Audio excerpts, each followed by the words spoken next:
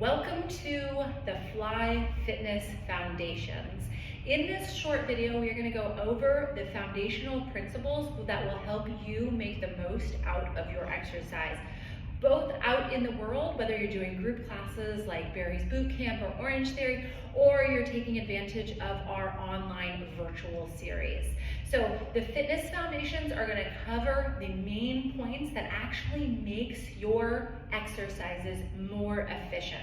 So we're going to go over primal movement patterns, we're going to go over the key principles of grounding and keeping stacked, and I'll give you some general cueing to keep in the back of your mind as you're out exercising in the world. So let's go ahead and jump right into it. We're going to start with the most important foundation, which is going to be grounding. And when I say grounding, I'm talking about any points of body that are in contact with either the ground or a piece of equipment. So it could be something that you're sitting on, it could be your hands if we're talking about push-ups, it could be your feet if we're talking about deadlifts, lunges, squats, any of those things.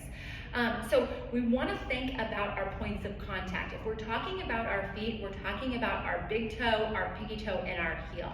We want to make sure as we're going through our squats or our deadlifts or our lunges that we have our main points of contact are staying grounded. If we're talking about our push-ups, we're going to be talking about our pointer finger knuckles are staying on the ground really solid as we come through that range of motion. So grounding is something that I want you to start taking into consideration as you're layering on these foundational principles into your workouts. So grounding is key. The second most important component is going to be your stack. So we're talking about the stacking of the rib cage over the pelvis. A lot of us live in an open, scissored position. So we're thinking about our hips dumping forward, our rib cage opening up, our breasts kind of pointing up towards the sky. I like to use the analogy, nipples are like headlights, hip bones like headlights, they're pointing forward. We don't want to be splayed open. So I have my trusty pelvis here just to give you a little bit more insight on this. So a lot of times if we are dumping our pelvis forward, we're seeing an excessive amount of arching in that low back.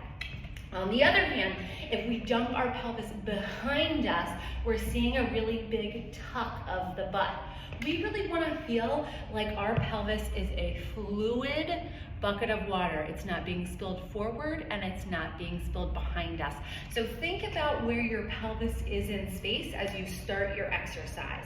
On top of that, we want to think about where our rib cage is sitting. So it's not just all about that pelvis, it's about the rib cage as well. The rib cage is sitting directly on top of the pelvis. I like to think about my low ribs are sitting right on top of my hip bone. I'm not opening up and I'm not shoving my ribs down and in. We want to keep the chest sort of central to the breastbone, lifted, but we want to do that by way of keeping our chest open and up, not arching our back and flaring our ribs to bring the chest up. So again, we want to keep our rib cage and our pelvis stacked right on top of each other, whether we're doing our squats, our deadlifts, our lunges, we're really thinking about the orientation of the ribs over the pelvis. The third key foundation here is your breath. We want to make sure that we keep our airway open. We want our chin lifted ever so slightly. A lot of times back in the day, we would say chin tucked. We would do a little double chin action to keep the neck neutral. We really want to think about opening the airway ever so slightly. We're not jacking the chin up and craning through the neck. All we're doing is staying long through our neck, engaged through our core, and the chin stays lifted so that we can have the airway come in, or have the airway open and the air pass through with limited resistance.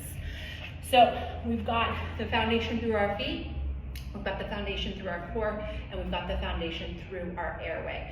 I want you to all start to think about those things as you go through each rep of each exercise.